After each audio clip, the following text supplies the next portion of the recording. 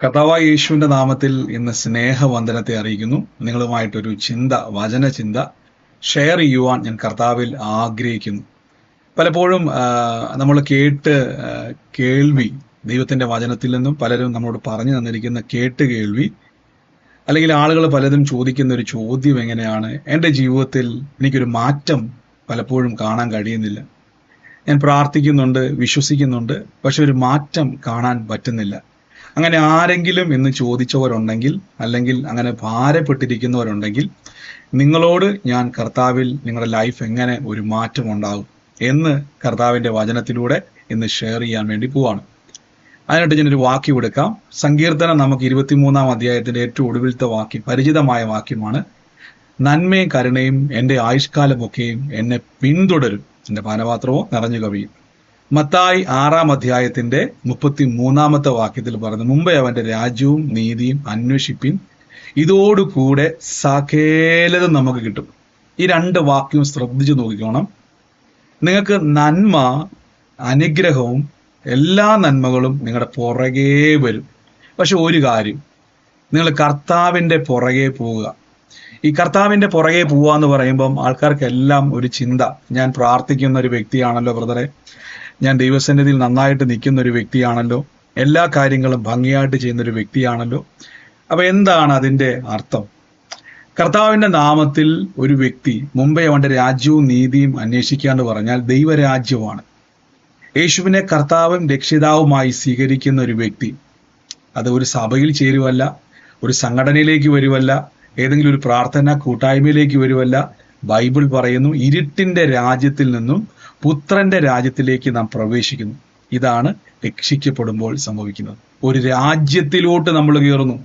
ഇപ്പൊ നിങ്ങൾ ഇന്ത്യയിലോ ലോകത്തിൽ എവിടെ ഇരുന്നുകൊണ്ടാണ് ഏതെങ്കിലും പ്രാർത്ഥനയിൽ രക്ഷിക്കപ്പെട്ടു, അല്ലെ, യേശുവിനെ കർത്താവും രക്ഷിതാവുമായി സ്വീകരിച്ചു, ഉടനെ ആരോ പറഞ്ഞു നാളെ മുതൽ പള്ളിയിൽ വരണം. അപ്പൊ നിങ്ങൾ ചിന്തിക്കും, ഞാൻ ആ പള്ളിയിലെ അംഗമായി. അല്ല പ്രിയരെ, ദൈവരാജ്യത്തിലെ അംഗമായി. അപ്പൊ ദൈവരാജ്യത്തിന്റെ പ്രത്യേകത എന്തുവാ? ഈ രാജ്യത്തിലുള്ളവർക്ക് ഇവരുടെ പുറകെ നന്മ വരും.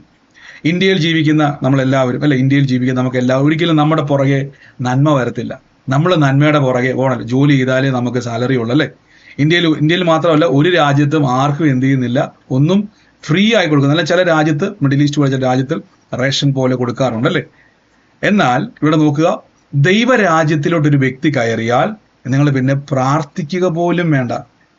ഈ രാജ്യത്തിൽ, ഫിലിപ്പിയ ലേഖനത്തിൽ പറയുന്നു, നിങ്ങളുടെ പൗരത്വമോ സ്വർഗത്തിലിരിക്കുന്നു. ഈ പൗരത്വം നിങ്ങൾക്കുണ്ടെങ്കിൽ നിങ്ങളുടെ പുറകെ അനുഗ്രഹം വരും. അപ്പൊ ഞാൻ അതിനുവേണ്ടി എന്താണ് ചെയ്യേണ്ടത്?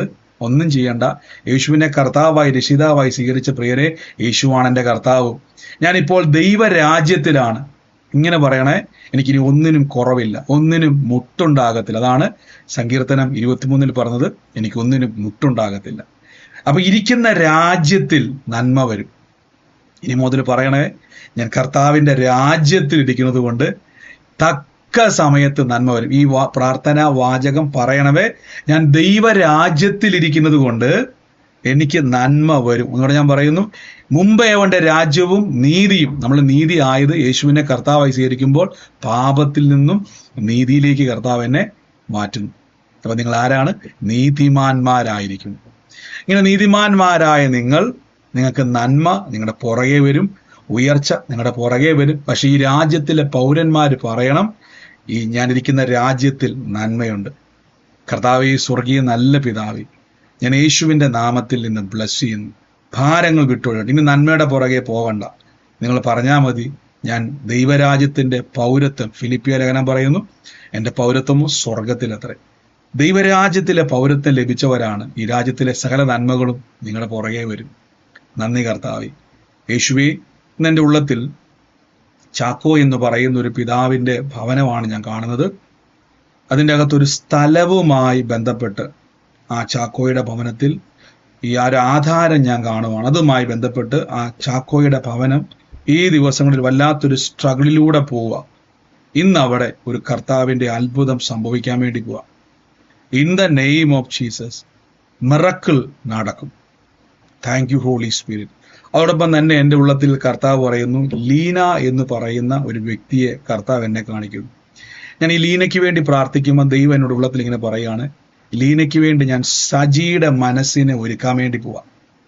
സജിയിലൂടെ ദൈവം ഒരു ഗുഡ് ന്യൂസ് കേൾക്കാൻ വേണ്ടി, അപ്പം ലീന സജിയിൽ നിന്നൊരു ഗുഡ് ന്യൂസ് കേൾക്കാൻ വേണ്ടി പോവാം. ലീനയുമായി ബന്ധപ്പെട്ട് ഞാൻ സജിയെ കാണുവാണ്. കർത്താവ് ഇന്ന് വലിയൊരു പ്രവൃത്തി ചെയ്യാൻ വേണ്ടി പോവാം. കർത്താവ് ഞാൻ അനുഗ്രഹിച്ചു പ്രാർത്ഥിക്കുന്നു. അതുപോലെ തന്നെ ജാൻസി എന്ന് പറയുന്ന ഒരു വ്യക്തിയെ കർത്താവ് എന്നെ കാണിക്കുക. എൻ്റെ ഉള്ളത്തിൽ ഇങ്ങനെ പറയുന്നു, 2 ആൺതലമുറയുള്ള ജാൻസീനെ കർത്താവ് എന്നെ കാണിക്കുക. ആ കുടുംബത്തിൻ്റെ അകത്ത് ശൂന്യമായ അവസ്ഥകളെ ദൈവം നീക്കി. നിങ്ങളെ ദൈവം സാക്ഷ്യമാക്കും. ഇതിൻ്റെ പിന്നിലൊരു കാരണമുണ്ട്, ഈ ശൂന്യതയ്ക്ക് പിന്നിൽ. അതുകൊണ്ടാണ് എത്ര ശ്രമിച്ചിട്ടും ഞാൻ ഇങ്ങനെ കാണുന്ന കുടുംബത്തിൻ്റെ അകത്തൊന്നും ഇങ്ങനൊരു വാക്ക് പറയണം, ആരെങ്കിലും ഒന്ന് പച്ച പിടിച്ച് കാണാൻ ആഗ്രഹിക്കുക. ഇതിൻ്റെ പിന്നിലെ കാരണത്തെ ഇന്ന് ദൈവം മാറ്റുവാൻ വലിയൊരു അത്ഭുതത്തെ റിലീസ് ചെയ്യുന്നു.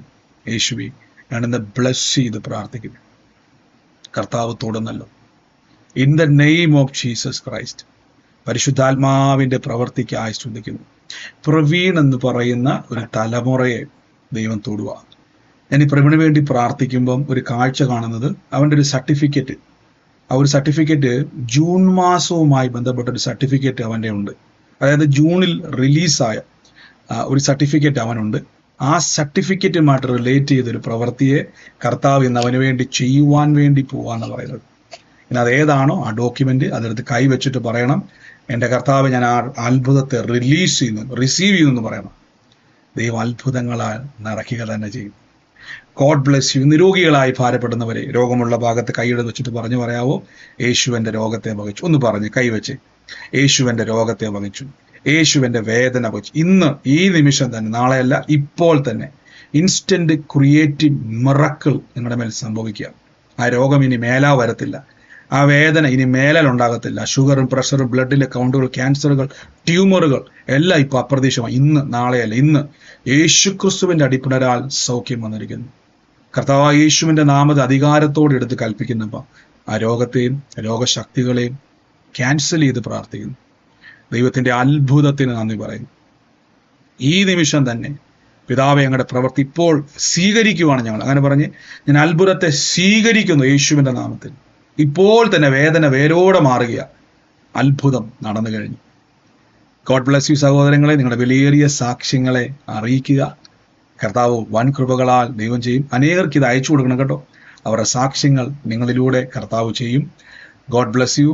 യേശുവിൻ്റെ അധികാരമുള്ള നാമത്തിൽ തന്നെ ആമേൻ. കർത്താവ് നമുക്ക് വീണ്ടും ഒരുമിച്ച് കൂടാം.